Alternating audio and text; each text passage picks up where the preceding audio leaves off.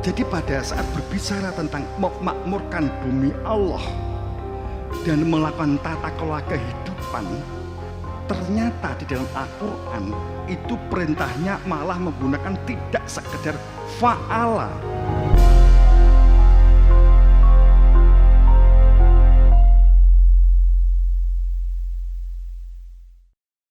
Pada saat orang beragama hanya berorientasi pada orientasi inna din indallah al-Islam.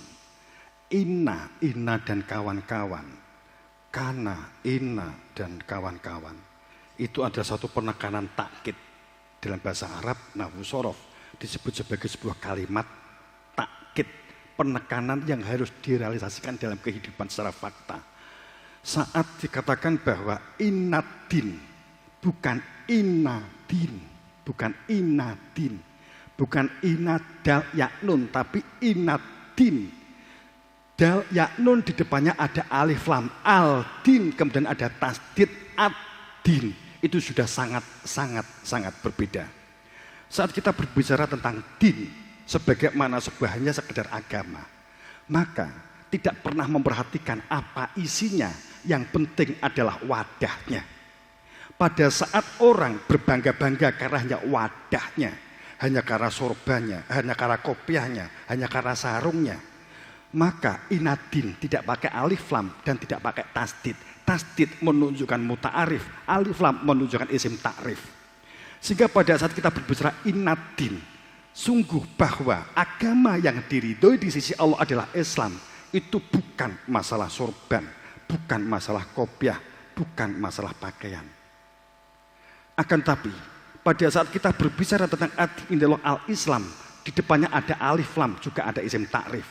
Sehingga maknanya adalah satu bentuk proses yang berada di dalam yang tampak. Sehingga yang kita perlukan bukan masalah gelasnya, akan tapi yang kita perlukan untuk menghilangkan haus itu adalah airnya. Gini pembuatan. Pada saat yang kita perlukan, yang kita tahu agama itu hanya karena cangkir, pasti di antara Anda akan berkelahi. Cangkirku lebih apik, wadahku lebih baik, wadahku lebih seni, wadahku lebih hebat. Tapi pada saat kita berbicara air, maka saya hanya membutuhkan air. Yang penting menghilangkan haus saya. Entah apa diwadahi cangkir, opo arpe diwadahi plastik kresek sekalipun tidak masalah. Gini pembuatan. Saat berjenengan memahami inadin, kebanggaan karena kulit, sungguh yang saya inadin, yang saya banggakan inadin, agama yang diridhoi adalah Islam. Kamu tidak memerlukan modin saat kamu meninggal dunia.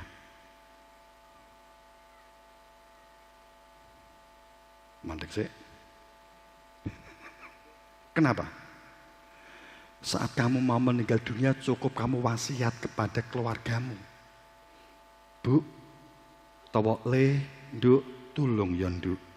Engko nek aku mati, muga aku wis lara-laranan wae nduk. Tulung nduk ya, bagiak sing gawene tak nggih salat jamaah di masjid kae sing wis rupane welek. Karo sandal jepit sing bolak-balik betat tak lem. Ya nduk, karo sajadah sing suwek-suwek. Quran sing gawe tak waca nganti ilang hurufe nduk. Kutulung nek aku meninggal dunia ya nduk. Engko katutne dikubur ya nduk ya. Qur'ane dikek dhuwur jenazahe Rama ya nduk. Engko bagiake dikek ngisore nduk. Sing di sebelah sajadah karo sorbanku nek kiwa tengen nduk. Tinggi apa, Pak? Engko nek malaikat mungkar nakir mara ben ngerti. Saat mungkar nakir mara, assalamualaikum ya. Balik ngomong di gone kancane. Malaikat mungkar sing dhisik di masuk arep mlebu. Malaikat nangkir ngetutke. Langsung, "Lih, nyapa wae balik?" Anu Islam.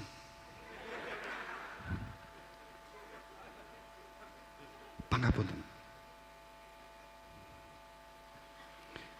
wes gak usah ditakok nih. Man ismuka, man robuka, jelas iki lho. Bagiake dikatut nih sing gawene tinggi salat. Sajadahe sing ambune letek lho wis dilebokne. Iki ketoke sajadah sing lawas iki. Nganti gak diumbah ambune banjir. Wis ya wis jelas ison jawab iki. Ngono lho. Oh ngono Pak. Iya. Ngono kira-kira. Tapi saya ngomong, seandainya sekiranya makna din hanya dimaknai kulit.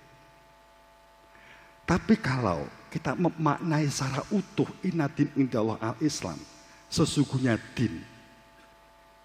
Din itu maknanya kehidupan. Makna din dimaknai agama itu KTP. Itu sudah 6. Rancangannya sudah 3. Asli nih, din itu kehidupan. Makanya di zaman para kewalik 9 tidak ada istilah agama. Yang ada ageman. Ngerti nggih? Akibat bahwa di KTP itu kemudian agama, Islam, agama Hindu, agama Buddha, agama dan seterusnya, Konghucu dan seterusnya. Agama sehingga seperti kelompok, seperti kelompok golongan. Kalau mengacu kepada asli asal kata dari din itu adalah agama, itu adalah kehidupan. Kehidupan di dalam ketaatan dan kepatuhan itu namanya din. Kehidupan memiliki ketaatan dan kepatuhan itu namanya din. Di depannya ada alif lam al-din, kehidupan yang di dalam sistem ketaatan dan ketundukan. Tahu sistemnya, tahu tata caranya, tahu metodologinya. Kemudian ada tasdid, ad-din, kehidupan di dalam sistem, tahu cara, metode untuk apa kita hidup, bagaimana kita hidup, dan bagaimana kita menuju kehidupan setelah masa pakai jasad habis, setelah masa pakai di dunia itu tahu persis. Ad-din itu muta'arif, artinya apa? Yang bimbing siapa? Makanya sholafus soleh semuanya mengatakan, waman di siapa di dunia ini, di dunia, man laisa seh, tidak memiliki guru untuk kehidupan batin menunjukkan tauhid. Gurunya setan Al-Ghazali. Ini duduk ngomong aku ya, omongannya Imam Al-Ghazali, Syekh Abdul Qadir Jailani, kan ini beliau dan sholafus soleh Asy'ariyah, sahabat-sahabat awal, para tabi'in. Tabi'in itu kan semuanya kan juga membuat rumusan itu. Jadi Bapak Ibu yang berbahagia, saya kembali. Itu sesungguhnya adin, ketundukan ketaatan yang mutlak kepada Tuhan. Sehingga di sini sistemnya sangat jelas, tidak ambigu, tidak mendua, hidup tidak judi. Semoganya itu jelas, bukan semoga yang tafsir, tapi semoganya jelas. Moga-moga saya nanti dapat kopi itu jelas, karena tahu persis bahwa sing duwe rumah kita kenal, dia punya kopi kita tahu, warungnya kita juga tahu. Kita mengatakan semoga itu dikarenakan sebab kita menuju ke sana itu jamnya wis jam 09.00 bengi. Biasanya jam 09.00 wis tutup, kopi ini wis entek. Semoga kita dapat kopi. Tapi semoganya bukan begini. Semoga kita dapat kopi. Kopi ini enggak roh, enggak kenal. Warungnya ora roh, alamatnya juga enggak tahu. Bakule warung ora kenal. Tapi kita berangkat, arep ndi? Golek kopi. Muga-muga entuk kopi. Wes roh kopi urung. Sudah kenal ya punya kopi belum. Pi rasane kopi urung. Bukan semoga seperti ini. Maaf. Husnul khotimah, kalau kita meninggal kita berharap semoga husnul khotimah, itu juga sama. Seharusnya jelas. Husnul khotimah itu seperti apa? Posisinya bagaimana? Sekarang posisi kita di mana?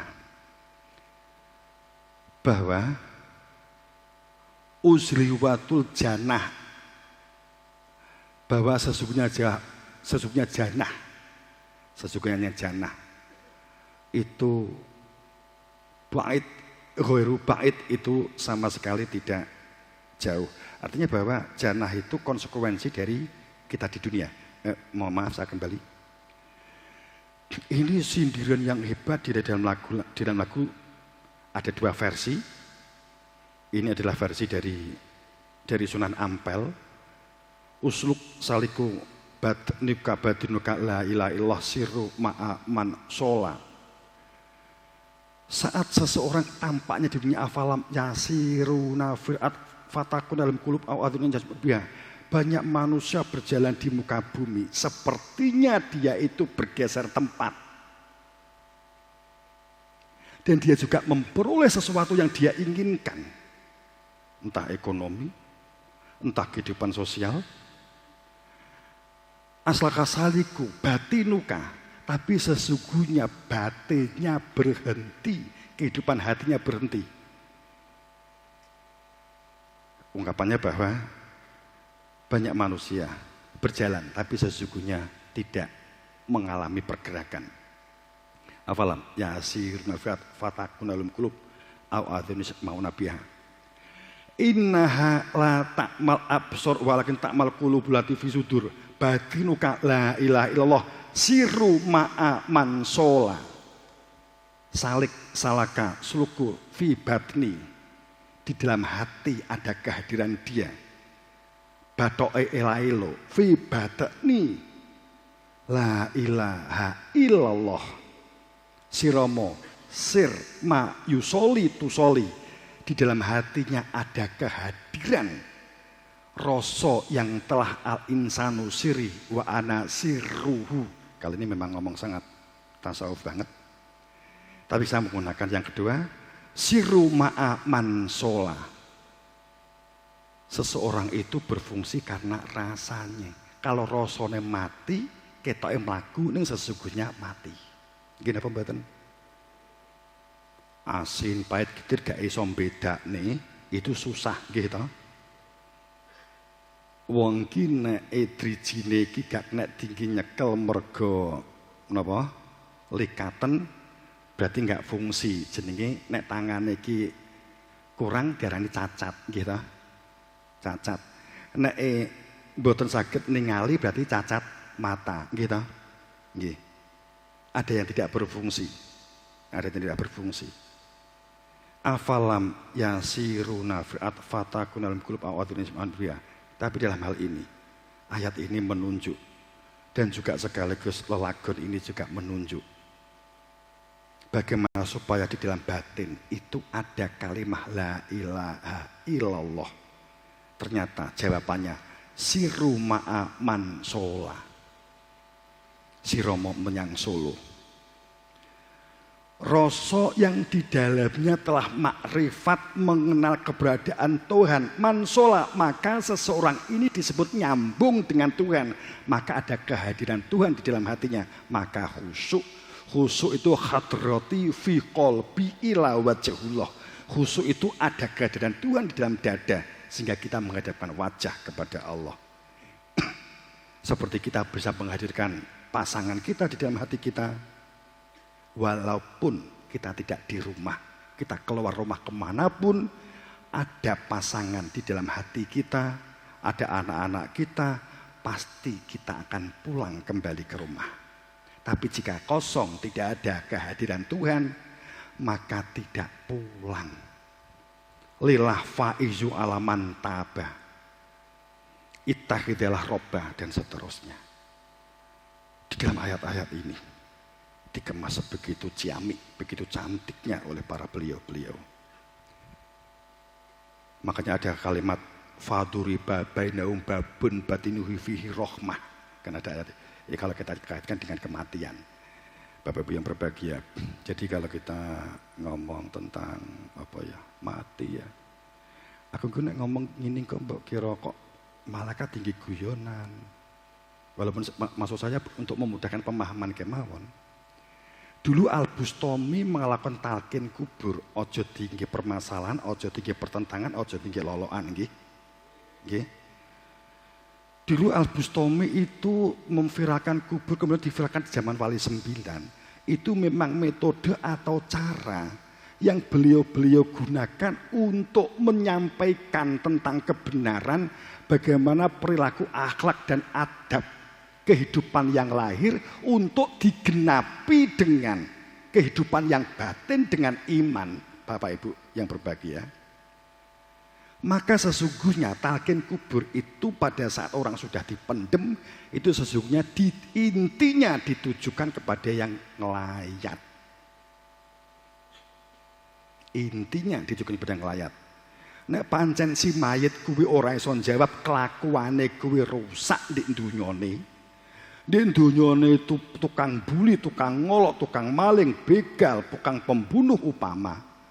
Opo iya mbok warai man ismuka, engko jawab ngene, iso jawab kira-kira terus jadi wong surga. Ayo.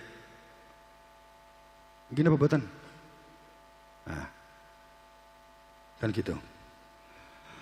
Jadi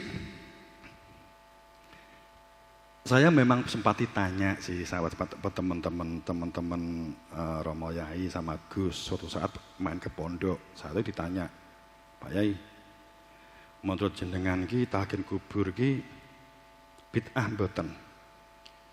Saya jawab, pripun saya jawabnya gimana ya? Ya bid'ah apa enggak? Kalau kita mengacu kepada hadis, karena ini saya juga baru kedatangan tamu juga membid'ahkan itu, orang yang memahami itu bid'ah, kemudian juga mencoba mentransformasi informasi kepada yang lain, jangan dilakukan karena itu bid'ah. Saya jawab, enggak. Tahlil itu berarti bid'ah enggak? Ya anggap aja enggak.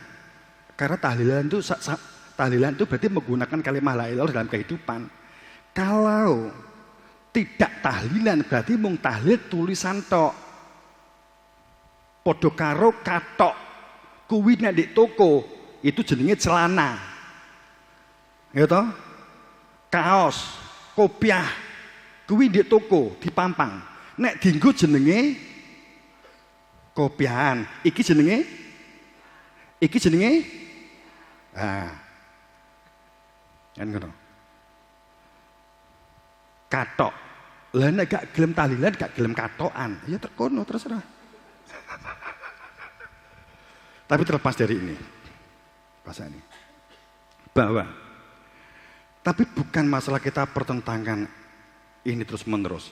Kalau kita mengacu kepada hadis, pada seusukum bitallah azza wa jalla wa sama wa ta'amaru alaikum abdun absi fa alaikum bisnillah wa bla bla bla bla panjang hadisnya. Akan tapi saya nungkap begini.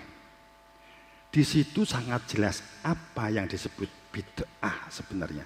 Saat kalimat adin tidak dikenali sistemnya dan siapa pembimbingnya. Sebenarnya begitu kalau kita mau jujur. Ini harus membuka. Tapi ayatnya begini.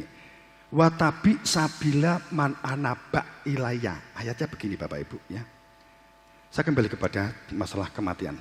Bapak Ibu yang berbahagia. Jadi nanti kalau saya nyangking guyon bukan bermaksud skeptis enggak. Seperti aku khawatir disalahpahami kadang itu. Mereka rada kena pulut beberapa titik ya. Walaupun setelah mereka datang, alhamdulillah beberapa rombongan datang, oh gitu toh, ya, alhamdulillah begitu semua sih. Pada saat dikatakan jenengan percaya kepada malaikat, saya ambil satu saja, jenengan percaya kepada malaikat Mikail, gini apa betul? Sinten niku? Sinten niku? Malaikat Mikail niku sinten? 10 malaikat yang jenengan harus imani itu ada salah satunya malaikat Mikail. Sinten niki? Malaikat pembagi rezeki. Kenal po dereng? Piye? Namanya iman dan percaya itu beda. Kalau jenengan belum pernah meminum ini, Anda percaya bahwa ini dapat menghilangkan haus. Tapi kalau jenengan ini kemudian jenengan imani karena nyatanya jenengan setelah minum,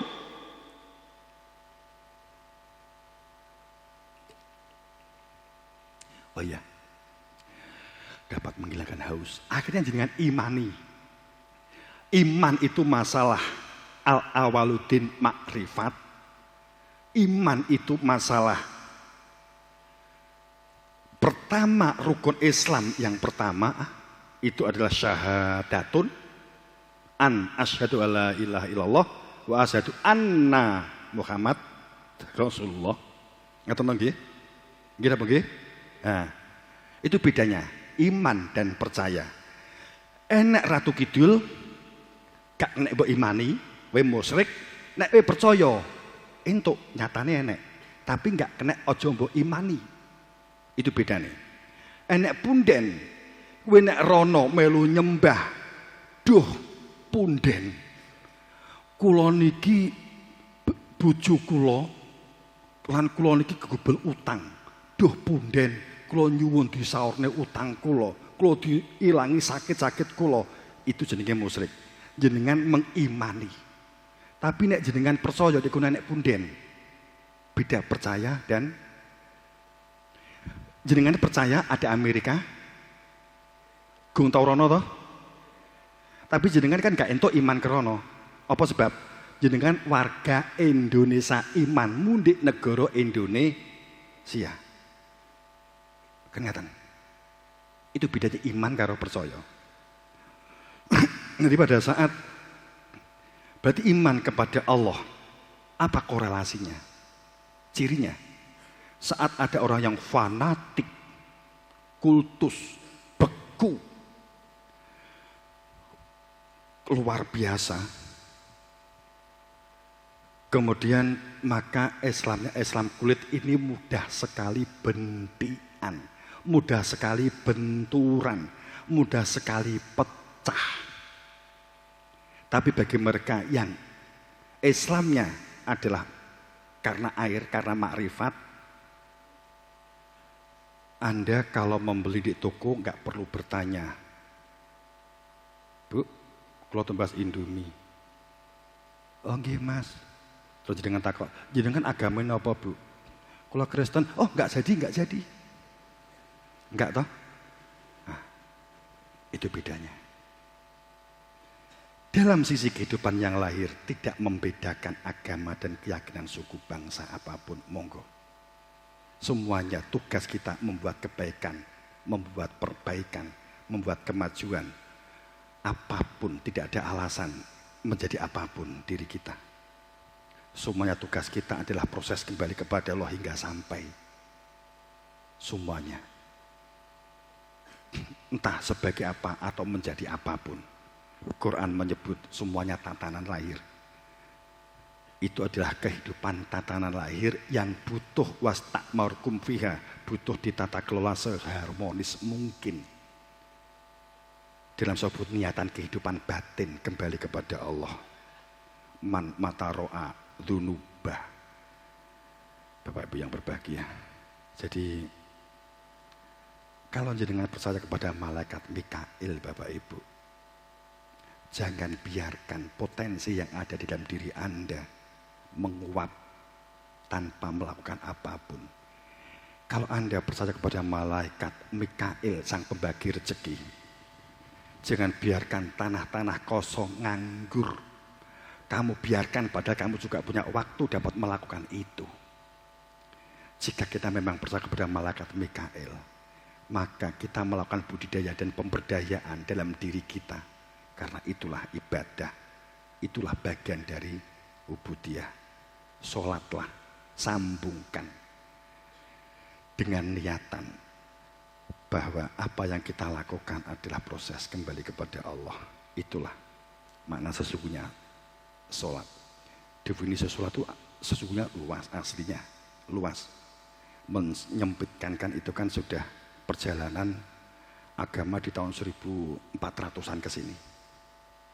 Ya, setelah perang salib, sebelumnya cukup maknanya cukup luas.